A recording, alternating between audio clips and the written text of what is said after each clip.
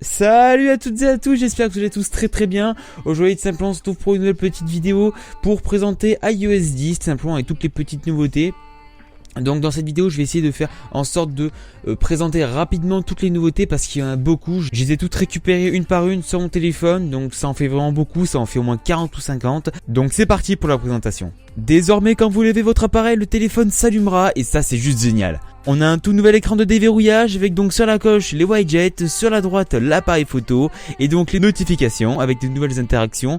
Et donc pour déverrouiller, il faut juste tout simplement appuyer sur le bouton Home. On va pouvoir désormais enregistrer des musiques d'Apple Music directement sur son téléphone pour les écouter hors ligne, ça c'est juste génial. Safari sur iPad change un petit peu et vous pourrez avoir deux pages internet en même temps. Maintenant quand vous modifiez une photo dans votre galerie, elle sera modifiée sur toutes les autres galeries grâce à iCloud. Vous pouvez maintenant partager vos notes et les modifier à plusieurs. Vous aurez un nombre illimité d'onglets dans Safari. Dans l'app calendrier, vous aurez des nouvelles suggestions de lieux. Quand vous utilisez le 3D Touch sur l'application Réglages, vous pouvez directement aller dans les données cellulaires. Le clavier possède un nouveau son. De nouveaux fonds d'écran sont disponibles, pour l'instant il n'y en a encore qu'un seul parce qu'on est en bêta. Quand vous utilisez le 3D Touch sur votre torche, vous avez maintenant 3 niveaux d'intensité. Vous pourrez enfin prendre des photos en écoutant votre musique.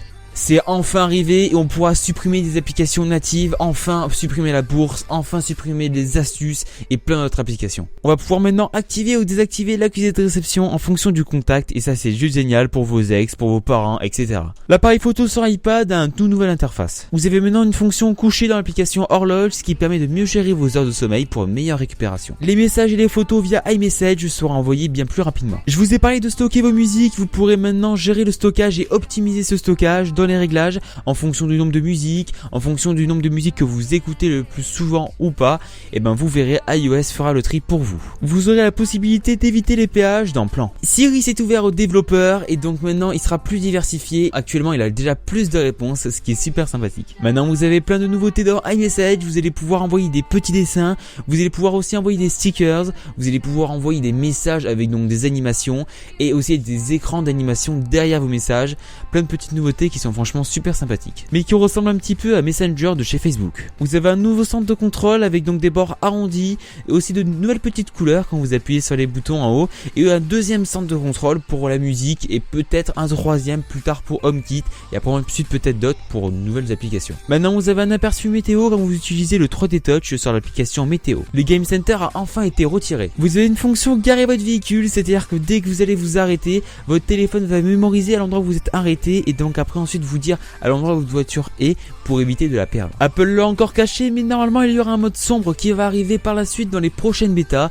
On attend de voir ça, mais normalement il sera juste génial. On a un nouveau centre de notification, donc avec des notifications comme sur Mac qui sont arrondies sur les côtés, et aussi une nouvelle fonctionnalité quand vous appuyez sur le 3D Touch, vous pouvez supprimer toutes vos notifications d'un coup et c'est génial. Vous pourrez maintenant répondre plus rapidement aux messages grâce au 3D Touch. Quand quelqu'un va vous appeler, Siri va vous dire d'où il vous appelle et ça c'est juste génial. Par exemple pour les spams aussi, il va vous signaler que c'est un spam ou non. Une nouvelle application est née, l'application HomeKit, pour pouvoir gérer vos volets, vos lumières, votre climatisation, etc. Dans l'application Maps, quand vous visitez les lieux, vous avez la météo en bas à droite. Maintenant, quand vous ouvrez un fichier, ça a une nouvelle animation, donc avec juste un flou et un zoom sur le fichier. Les animations ont changé quand vous quittez, quand vous revenez sur de nouvelles applications. Et voilà les amis pour toutes les nouveautés, donc n'hésitez pas à me dire dans les commentaires de la vidéo si j'en ai oublié, ou même à interagir, voilà, je suis là pour ça, on peut très bien se répondre, très bien se parler.